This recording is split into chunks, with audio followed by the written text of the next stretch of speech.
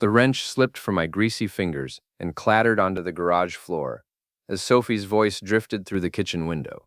She was talking on speakerphone again, probably multitasking while making her morning coffee. But something in her tone made me freeze beside my old Toyota's open hood. "Last night was incredible, Nate," she purred, her voice dripping with satisfaction I hadn't heard directed at me in years. "I can't stop thinking about what you did to me in that hotel room." Well, if this is a butt dial, it's a heck of a cheeky one. I crept closer to the window, my heart hammering against my ribs like a prisoner trying to escape. Through the gap in the curtains, I could see Sophie leaning against our kitchen counter, still in her silk robe, phone propped against the coffee maker. Her face glowed with the kind of satisfaction that used to be reserved for our anniversary dinners. "When can we do it again?" Nate's voice crackled through the speaker. "Maybe this time we can try that thing you mentioned." My wife giggled.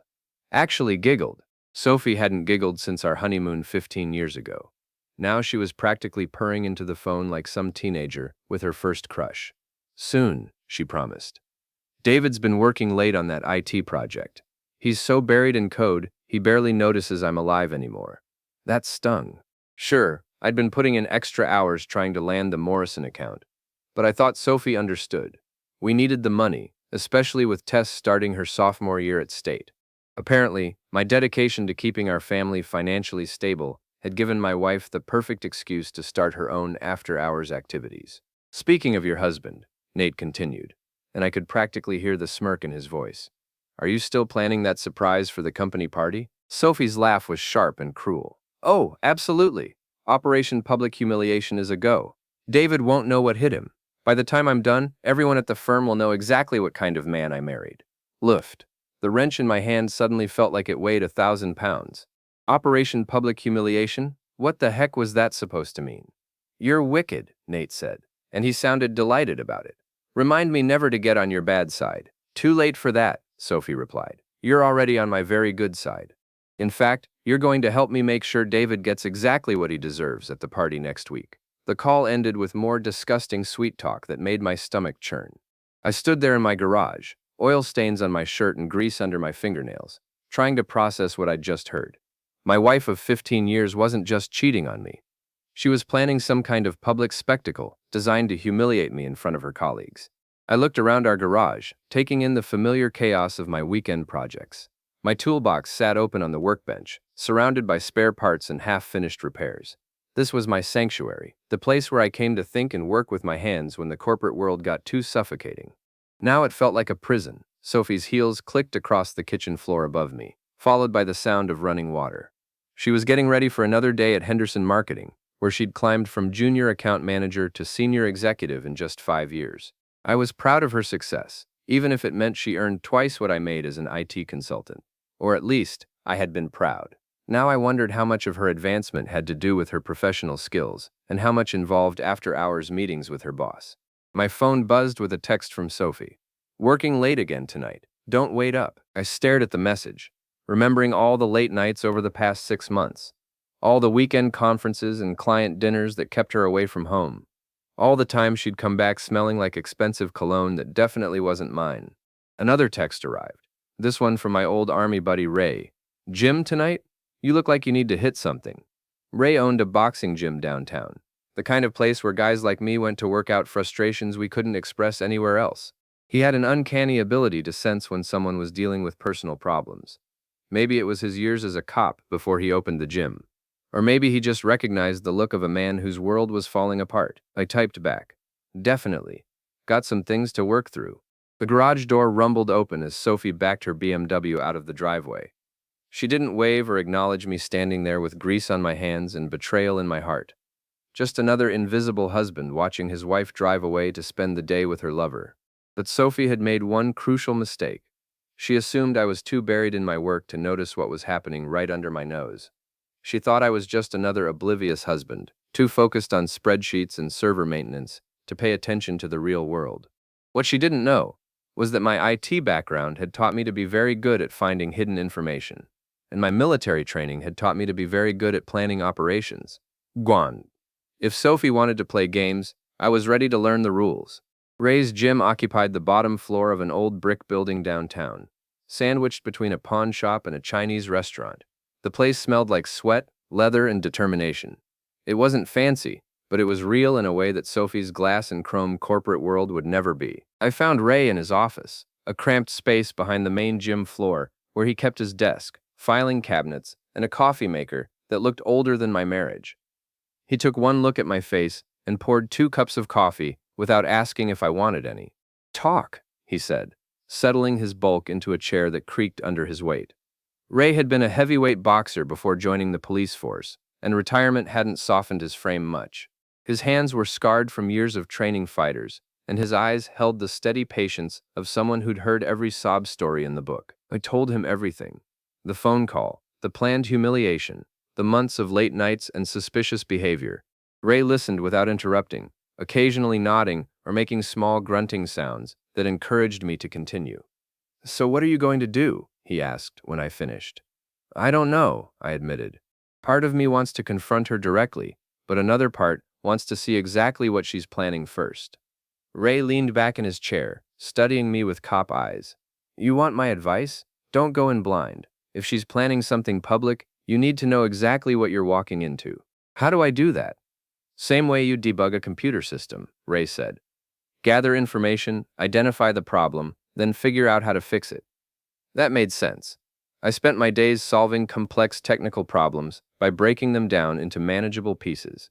This situation wasn't really different, except the stakes were personal instead of professional. Over the next week, I became a detective in my own life. I started paying attention to things I'd previously ignored. Sophie's phone habits, her schedule changes, the way she dressed for work. I noticed she'd bought new lingerie, but never wore it at home. I found receipts for expensive dinners at restaurants we'd never visited together. I discovered a second phone hidden in her car's glove compartment. The breakthrough came when I decided to follow her after work on Thursday. I told myself I was just confirming what I already knew, but part of me still hoped I was wrong. Maybe there was an innocent explanation for everything. There wasn't. Sophie's BMW pulled into the parking garage of the downtown Marriott at 5:30. I waited in my Toyota, feeling like a private investigator in a bad movie, until I saw her emerge from the elevator 20 minutes later. She'd changed clothes. The conservative business suit was gone, replaced by a dress that hugged her curves and heels that added 3 inches to her height. Nate was waiting for her in the hotel bar. I recognized him from the company Christmas party last year, though I'd only spoken to him briefly. He was younger than me, maybe 38, with the kind of polished confidence that came from never having to worry about money. His suit probably cost more than I made in a week. I watched from across the lobby as they shared drinks and intimate conversation. Sophie laughed at everything he said, touching his arm and leaning close in ways that left no doubt about their relationship. When they headed toward the elevators, I felt something inside me break. But I wasn't done gathering intelligence. I followed them up to the 3rd floor, staying far enough back to avoid detection. They disappeared into room 312, and I positioned myself in the stairwell where I could see the door. For the next 2 hours, I sat on those concrete steps, listening to the sounds of my marriage ending. When they finally emerged, Sophie looked satisfied and disheveled. Nate handed her something, an envelope, and kissed her goodbye like they'd been lovers for years instead of months. I waited until they were both gone before approaching the front desk. The night clerk was young and bored, the kind of kid who probably made minimum wage and didn't care much about hotel policies. "Excuse me," I said, putting on my most professional voice. "I'm David Thompson, from Henderson Marketing. My colleague Nate Morrison left some important documents in room 312, and he asked me to retrieve them." The kid barely looked up from his phone. "You'll need to talk to him about that." "He's already left for the airport," I lied smoothly. "Big client meeting in Chicago tomorrow. He gave me permission to check the room." I slid a 20 across the counter. The kid pocketed it and handed me a key card without another word. Room 312 was a standard hotel room with 1 king bed and a sitting area. The sheets were rumpled, and Sophie's perfume still lingered in the air. I felt sick, but I forced myself to search methodically. In the bathroom trash, I found the wrapper from a box of protection. On the nightstand, Nate had left a leather portfolio containing what looked like business documents. I photographed everything with my phone, including a handwritten note in Sophie's handwriting. "Saturday's party will be perfect. D won't know what hit him." The final piece of evidence was a hotel receipt that had fallen behind the bed. It showed multiple visits over the past 3 months, always on the same day of the week, always charged to Nate's corporate credit card. I left the room exactly as I'd found it and returned the keycard to the desk clerk, who was too busy with his phone to ask any questions. Driving home through the city streets, I felt a strange calm settle over me. The uncertainty was gone, replaced by cold, hard facts. Sophie was cheating. She was planning to humiliate me publicly, and she thought I was too stupid or too distracted to figure it out. She was wrong about that last part. By the time I pulled into our driveway, I'd made a decision. If Sophie wanted to play games, I'd give her a game she'd never forget. But first, I needed to understand exactly what Operation Public Humiliation involved, and I needed to figure out how to turn it against her. The Henderson Marketing Annual Party was scheduled for Saturday night at the Riverside Event Center, a converted warehouse with exposed brick walls and floor-to-ceiling windows overlooking the river. Sophie had been talking about it for weeks, dropping hints about how important it was for her career and how much she wanted me to attend. Now I knew why. I spent Friday afternoon doing reconnaissance at the venue, pretending to be interested in booking it for a corporate event. The event coordinator, a chatty woman named Linda, was happy to show me around and explain how the space could be configured. "We'll have a stage set up here," she said, pointing to a raised platform at one end of the main room. "Perfect for presentations or entertainment. The audio system is state-of-the-art, with wireless microphones and speakers throughout the space." "What about security?" I asked, trying to sound casual. "Basic setup," Linda replied. "Cameras in the main areas, but nothing too intrusive. Most corporate clients want their employees to feel comfortable." I made mental notes of everything: the layout, the equipment, the sightlines, the exits. If Sophie was planning some kind of public spectacle, I wanted to be ready. That evening, I met Ray at his gym for what I told him was a regular workout. In reality, I needed his advice on strategy. "So you know she's planning something for tomorrow night," Ray said, as we worked the heavy bag. "But you don't know exactly what." "Right," I said, throwing a combination that made the bag swing. "Could be anything from a public announcement about the affair to some kind of staged humiliation. Either way, you need to be prepared for multiple scenarios," Ray said. "What's your goal here? Just to avoid embarrassment? Or do you want to turn the tables?" I stopped punching and looked at him. "What do you mean?" "I mean, you've got evidence of the affair, you know about their plan, and you've got the element of surprise. That's a pretty strong position if you play it right." Ray was right. I'd been thinking defensively, trying to figure out how to protect myself from whatever Sophie had planned. But I had advantages she didn't know about. I had information, I had technical skills, and I had nothing left to lose. "What would you do?" I asked. Ray smiled, and for a moment I could see the cop he used to be. "I'd make sure that anyone planning to humiliate me ended up regretting it." Saturday morning, Sophie was unusually attentive. She made breakfast, asked about my work, and even suggested we spend some time together before the party. It would have been touching if I didn't know it was all part of her setup. "I'm really excited about tonight," she said, buttering toast with careful precision. "I think it's going to be a night we'll both remember for a long time." "I'm sure it will be," I replied, meaning it in ways she couldn't imagine. The party started at 7, but I arrived at 6:30, telling Sophie I wanted to help with any last-minute setup. In reality, I needed time to implement my own preparations. The Riverside Event Center was already bustling with activity. Catering staff arranged food stations while technicians tested the sound system. I spotted Nate near the bar, looking confident and relaxed in an expensive suit. He nodded at me with the kind of casual friendliness that made my skin crawl. "David, right?" he said, extending his hand. "Sophie talks about you all the time." I shook his hand, resisting the urge to squeeze hard enough to make him wince. "All good things, I hope." "Of course," he said with a smile that didn't reach his eyes. "She's very proud of your work." Sophie appeared at my elbow, radiant in a red dress that probably cost more than my monthly car payment. "There you are," she said, linking her arm through mine. "I was just telling everyone how excited I am that you could make it tonight." "Wouldn't miss it," I said. The early part of the evening proceeded normally.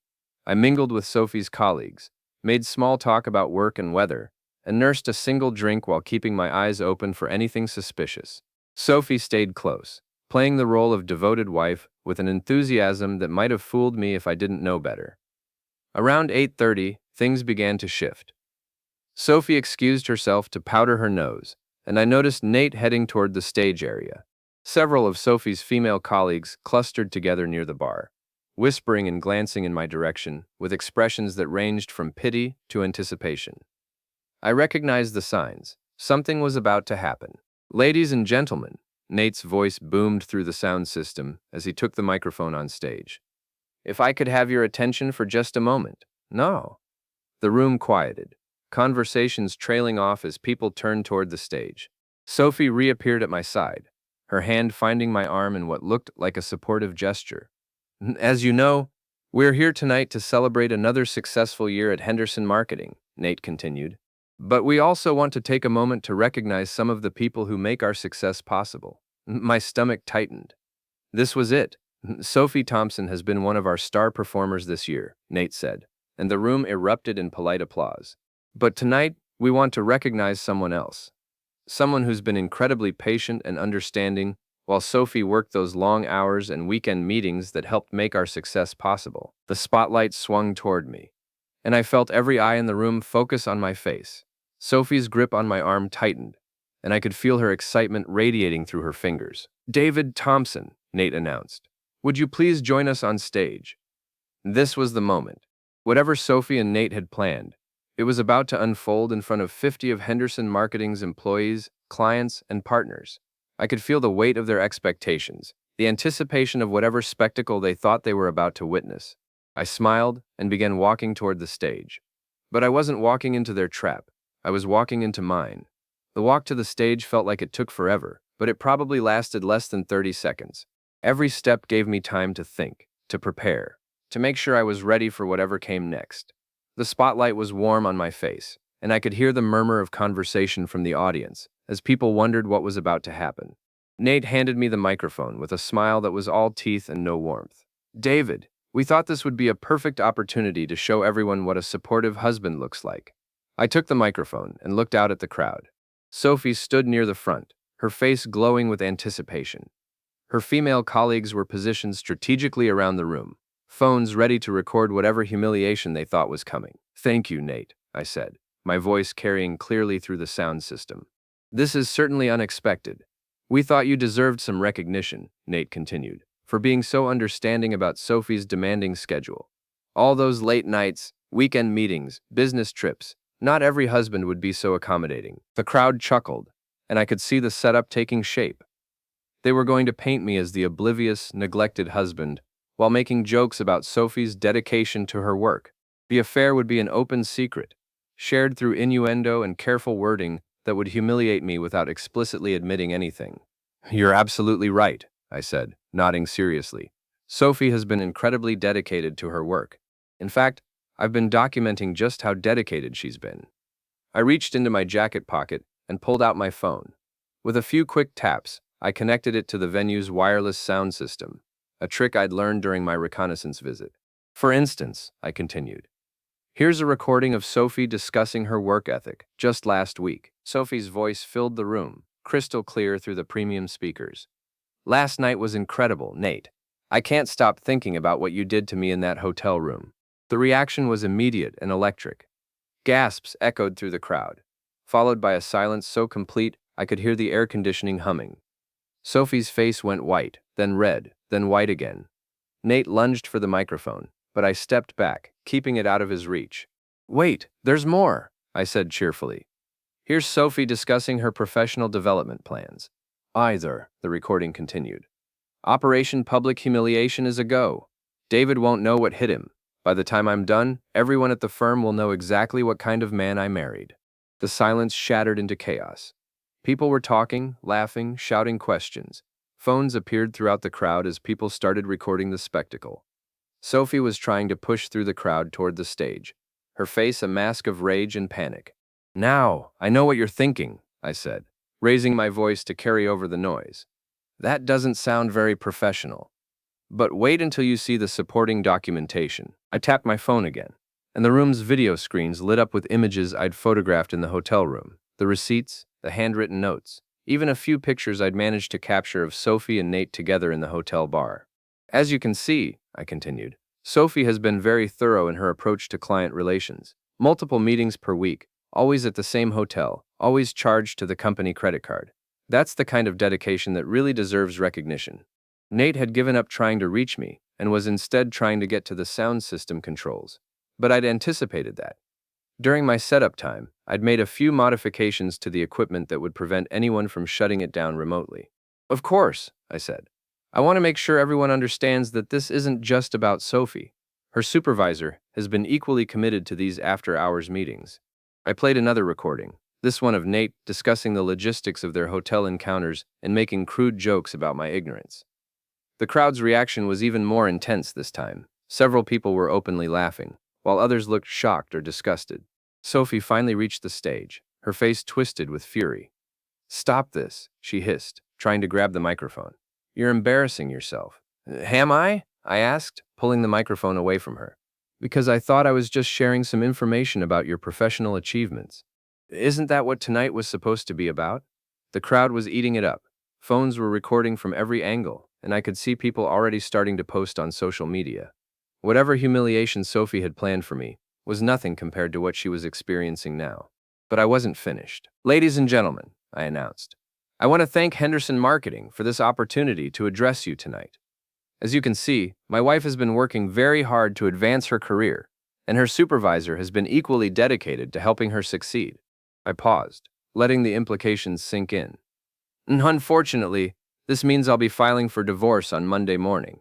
I'll also be sending copies of all this evidence to the company's HR department and board of directors, since I'm sure they'll want to investigate whether company resources were used appropriately for these professional development activities." The crowd erupted again.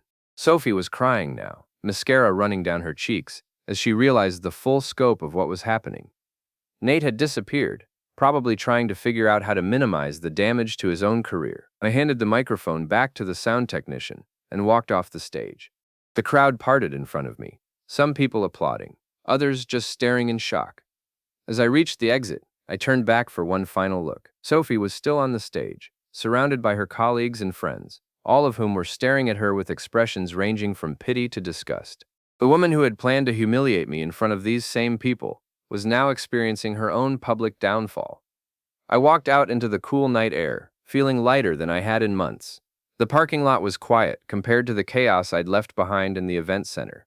I could hear voices and laughter drifting through the windows, punctuated by the occasional shout or exclamation. My phone was already buzzing with notifications, texts, missed calls, social media alerts.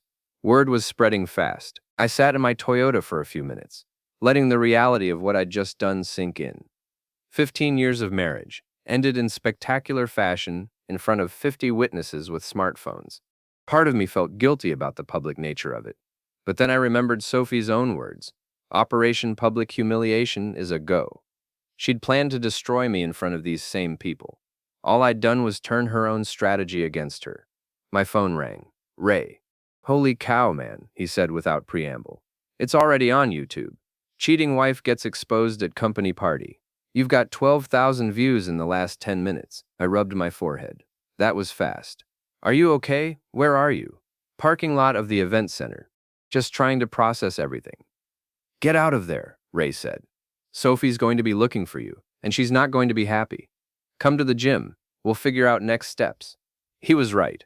I started the car and pulled out of the parking lot, just as I saw Sophie emerge from the building, looking around frantically.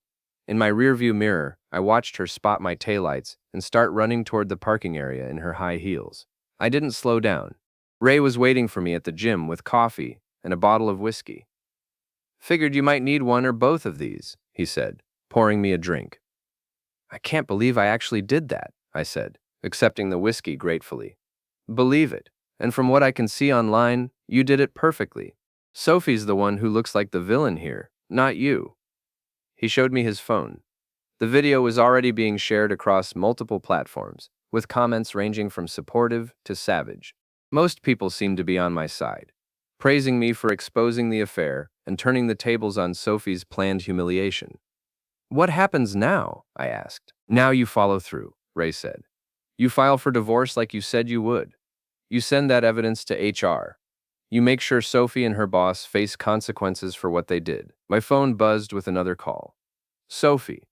"Don't answer it," Ray advised. Let her stew for a while. She's probably trying to figure out how to spin this, but there's no spinning a recording of your own voice. I let the call go to voicemail, then listened to the message. Sophie was crying, begging me to come home so we could talk. She claimed the whole thing was a misunderstanding, that she could explain everything. Too late for explanations, I muttered. Ray nodded. She had months to explain. Instead, she chose to plan your public humiliation. Actions have consequences.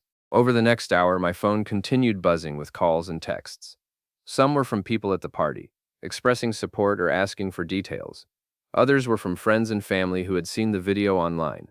A few were from reporters who had somehow gotten my number and wanted interviews. I ignored most of them, but I did answer when my daughter Tess called from college. "Dad, what the heck is going on?" she said. "My roommate just showed me a video of you and Mom at some party, and Mom's been calling me crying." I took a deep breath. "Your mother and I are getting divorced, Tess. She's been having an affair with her boss, and tonight I found out they were planning to humiliate me publicly. So I exposed the affair instead." Silence on the other end of the line. Then, "Mom was cheating on you? For at least 3 months, probably longer. And she was going to humiliate you at her company party? That was the plan." Another pause. "Good for you, Dad. I'm sorry it came to this, but good for you for standing up for yourself." That conversation gave me more satisfaction than all the supportive comments online. My daughter understood what had happened and why I'd done what I did. Around midnight, Ray convinced me to go home and face whatever was waiting there. "You can't avoid this forever," he said. "Better to deal with it now while you still have the momentum." The house was dark when I pulled into the driveway, but Sophie's BMW was in the garage. I found her in the living room, still wearing the red dress from the party, but looking like she'd aged 10 years in the past few hours. Her makeup was ruined, her hair was disheveled, and her eyes were red from crying. "How could you do that to me?" she said as soon as I walked in. "In front of everyone I work with. My career is ruined." "Your career?" I said, hanging my keys on the hook by the door. "You were planning to do the same thing to me. The only difference is that I had actual evidence to back up my claims." "That's different," she protested. "You're not the one who has to face those people every day." "Neither are you," I pointed out. "I doubt Henderson Marketing is going to keep you on after tonight. Using company resources for an affair with your supervisor tends to be a firing offense." Sophie's face crumpled. "Please, David. We can work this out. It was a mistake, a moment of weakness. It didn't mean anything. 3 months of hotel meetings didn't mean anything. Planning my public humiliation didn't mean anything." I shook my head. "No, Sophie, we're done. I'm filing for divorce on Monday, just like I said I would." "You can't be serious." "I've never been more serious about anything in my life." I walked upstairs to our bedroom and started packing a bag.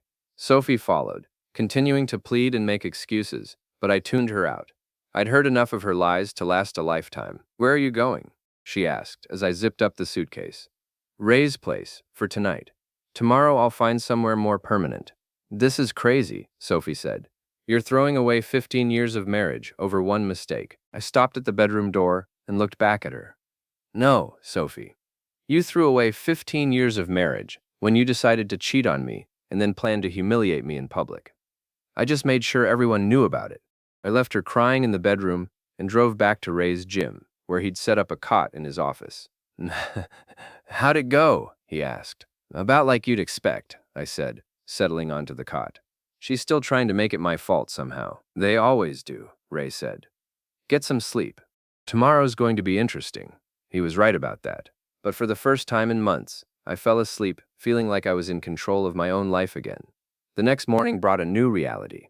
The video had gone viral overnight, with millions of views across multiple platforms. My phone was flooded with interview requests from news outlets, talk shows, and podcasters. Sophie's affair had become a national conversation about infidelity, workplace relationships, and public shaming. I ignored most of the media requests, but I did follow through on my promises. I filed for divorce, citing adultery and providing the court with extensive evidence of Sophie's affair. I sent a detailed report to Henderson Marketing's HR department, including recordings, photographs, and documentation of the company resources used to facilitate the relationship. Within a week, both Sophie and Nate had been terminated. The company issued a statement about maintaining professional standards and protecting company resources, clearly trying to distance themselves from the scandal. Sophie tried to fight the divorce, claiming I'd destroyed her reputation and career prospects. But the evidence was overwhelming, and her own recorded words made it impossible to deny what had happened. The whole process took 3 months to finalize. Sophie got half of our assets, as required by state law, but she also got a reputation that followed her everywhere. Every potential employer who Googled her name found the video of her affair being exposed. I, on the other hand, became something of a folk hero. The IT consultant who turned the tables on his cheating wife struck a chord with people who'd been betrayed or humiliated by their partners. I received job offers, speaking requests, and even a few book deals. But the best part was the sense of closure. Sophie had planned to destroy me in front of her colleagues, to make me an object of ridicule and pity. Instead, she'd given me the opportunity to reclaim my dignity and expose her betrayal. Standing in my new apartment 6 months later, looking out at the city lights, I reflected on how much my life had changed. The marriage was over, but I was free. Sophie was facing the consequences of her choices, but I was building something new. Ray had been right about one thing. Actions have consequences. Sophie had learned that lesson the hard way. And I'd learned that sometimes the best defense is a devastating offense. The humiliation game was over, and I'd won.